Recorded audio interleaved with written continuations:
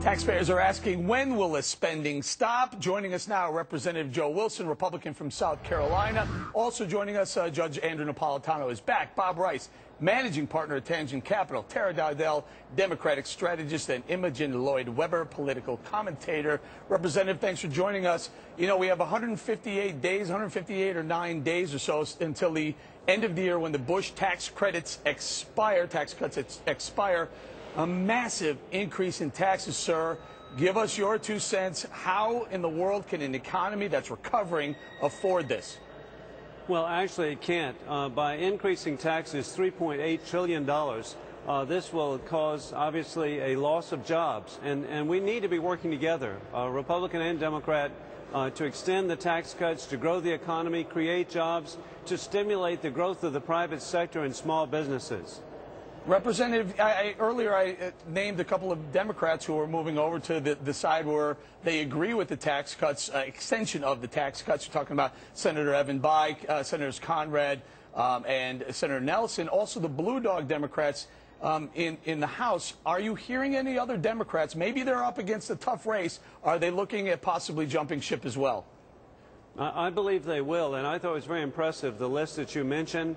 This is a cross-section of the Democratic Party. I believe that the American people are expressing legitimate and sincere concern that the tax increases in a stagnant economy will cost more jobs.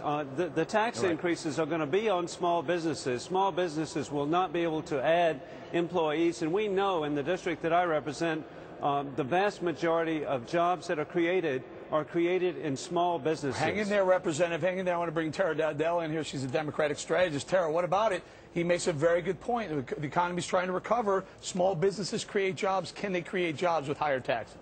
Well, certainly higher taxes are not ideal, but let me clarify one thing. What the Obama administration is talking about, and there's not general agreement in the Democratic Party, is to repeal the Bush tax cuts only for those individuals making $250,000 or more, not for individuals below that threshold, families and individuals. Right, you buy it, it's only going to affect people over 250 grand? Not in the long run, of course, because everything trickles down, all the costs get passed through. And what is historically true, you know, I'm not really an ideological guy. I'm a numbers and history guy. And when you look at the history of the thing, what you see is we can afford to extend these tax cuts and still have a historically normal level of taxation. What's historically not normal is the level of spending.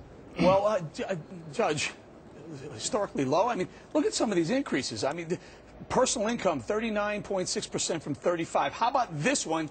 Dividend tax rate, Judge, up to 39.6, the highest rate from a 15%. Well, the administration is rewarding its friends and punishing people it views as unfriendly, but that's crazy because the people who will be paying more taxes are the ones who invest the money that get into the banks, that is loaned out, that produces jobs, that build houses. So there's going to be less of that.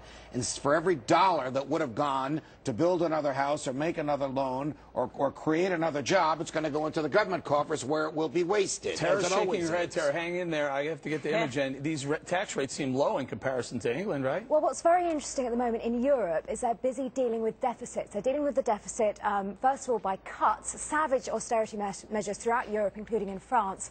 But they're also raising taxes.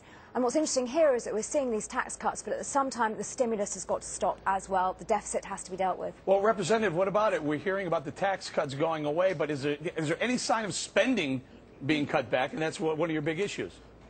And that's the concern that I have. And since the Democrats came to power in 2007, spending has increased by 28%. That's the level of increase in discretionary spending. It's out of control. That is not at all relative to cost of living, to the increase in population. It's an astronomical increase, which is resulting in the deficit that the White House acknowledged on Friday. This year it will be $1.47 trillion.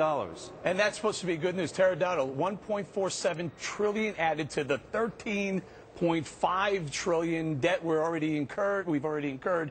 How can you keep up like this? You're shaking your head when the representative says we should be cutting spending. But here's why I'm shaking my head, though, Eric, because the representative is saying that as if Republicans didn't blow through Bill Clinton's surplus that he left at the end of his administration. So to pretend that only Democrats have overspent is, I think, disingenuous at best. You're shaking your head, yes, but the increase, the speed at which the deficit and the debt is increasing has definitely stepped up in the last year and a half. It has stepped up, but that's not all the Democrats' fault. I mean, that is disingenuous. We have to be realistic, much more realistic, and grow up as a society. Realize we simply, all of us, cannot accept this level of entitlements.